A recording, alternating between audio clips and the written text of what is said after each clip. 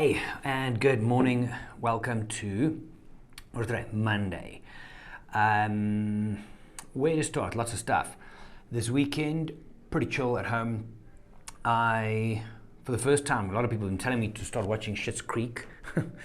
It is random bubblegum for the brain, but it's kind of like zen-like. It's cringy and funny, so that's fun. Just something random on the side if you look for time to kill. Last night, I finished Matthew Perry's book, what's called Friends, Lovers, and the Big Terrible Thing. Holy shit, what a ride. If you've watched Friends, and if you know him as an actor, highly recommended, but you're heavy. And scary in a way. But yeah, very, very good book, good read. I'm going to jump to another book that I'm busy with tonight.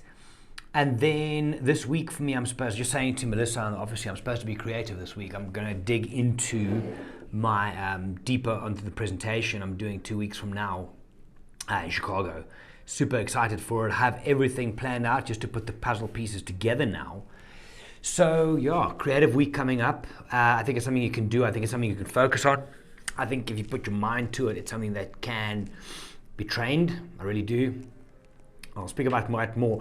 I'm going to also try and put out a Wild Eye podcast every day this week. And then if I can make time, I'm going to work a little bit ahead as well. Get that back up and running. Later this week also, I am hoping to chat to Daniel on my podcast. Daniel's the owner of the what's called Delta Park Cafe.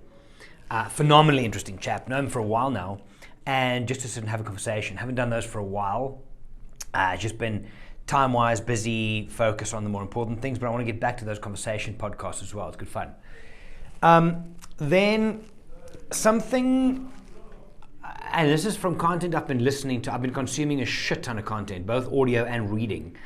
And there's so much stuff in my mind. I'm just trying to figure it out where to put what. My notes apps, Evernote, which syncs between all my devices, is overflowing with ideas, which is nice. But the one thing that came up, and it's a subtle theme, and I think a lot of people are going to start looking at this going into the new year, is discipline. Now, discipline is probably, if you look at the Stoics, it's one of the 4 main virtues, but it's one of the things that people struggle with the most is discipline, and it comes from the small things, right? So people would often give themselves these huge goals, and I want to wake up every morning at 4 o'clock and do 5 million push-ups, and then at 4:15, because it's going to take 15 minutes, at 4:15, I'm going to drink 2 liters of water, and then I'm going to do what? We try and see these things wrong. Now, one of the other things, and this is something that I've been feeling and going through with for a while, is temperance, in which you buffer not the enthusiasm, but you buffer reality as far as understanding that you can't be on top form all the time. Discipline doesn't mean you have to go at 100 miles an hour all the time. From a sporting point of view, if you're working towards, for example, when I was doing gymnastics, if you work towards a world championship, right, then that is the peak you're aiming for. If you then get back, or in between, or when you come back and you're looking at the next event, then you do go through a dip. It doesn't mean your discipline goes away. You are still doing things. You are still not going through the motions. That dismisses it. You are still doing the work, but on a different level, understanding that you are not on peak form right now. But by doing the thing, by keep on doing it, you will again get to peak. It's a very difficult thing, especially for athletes, to understand that just going through the motions some days is okay. And the same thing comes to mental health, is we don't always feel deliriously happy. Some days you feel anxious, depressed, alone, take your pick. But if you have discipline in place and you can accept that from a temperance point of view, you need to just keep doing it. Now, you can have any goal you want. You can be motivated and you can try and wish for it. You can try and hope for it. You can try and manifest for it. It's not going to fucking work unless you do the work. Action builds discipline. Action builds confidence. Action builds results. So you don't have to go 100 miles an hour, but you have to keep doing something in order to get to that big goal. I was listening to a podcast this morning, and in there as well, speaking to some of the athletes, they talk about coming off the main event, and now they're they're in this in-between space where they feel they still got to peak. They've got to keep on pushing harder, harder, harder. But their coaches specifically make them understand that you need to pull back, you need to still keep training every day, but it's different. The intensity is different, the goal is different. So if you can balance that, if you can balance the discipline of doing things every day and understand you don't have to go 100 miles an hour every day, that's when it becomes sustainable. That's when it becomes habit. That's when it becomes, well, turns into results. So it's something for me. I mean, I've been training. October was a huge training month for me. Got some good results. Every day was the Sober October thing. But since then, I gave myself a break. I'm still doing something every day, but Christ, some days I walk out of the gym and I'm like, oh man, that wasn't good enough. Because I'm comparing it to being up here, but I can just do little things as well. That's the temperance and discipline combo. That you still do something, keep the discipline ticking along. The rest will take care of itself, mental and physical health. So that's an interesting one for me.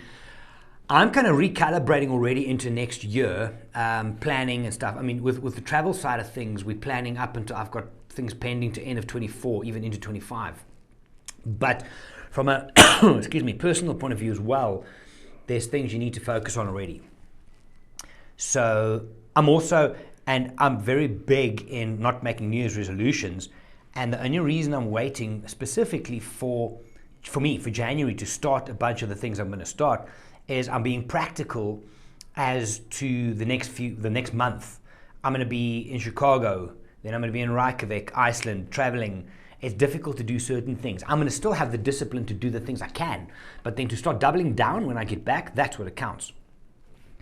That's about it for now. The one thing I wanted to also change is, instead of question of the day, I want to turn it more into a bit of a Q&A. So if you have any questions on travel, photography, life, mental health, physical health, whatever, I would like to take one question per episode and just kind of have a go at it, to chew at it for a bit. So if you have any questions, drop them in the YouTube comments, leave me a message, send me a mail, and then one question from you guys per day when I do these, we will dig into.